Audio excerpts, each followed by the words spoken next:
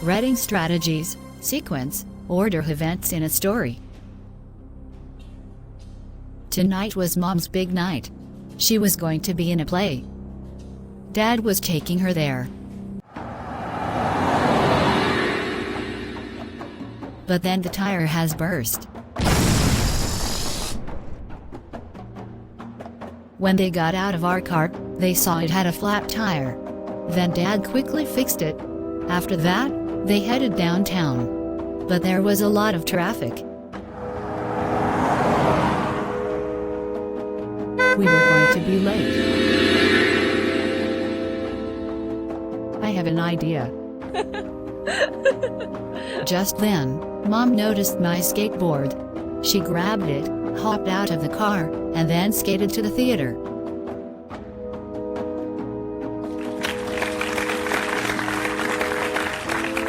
Now, tell me which of the following two events occurred first.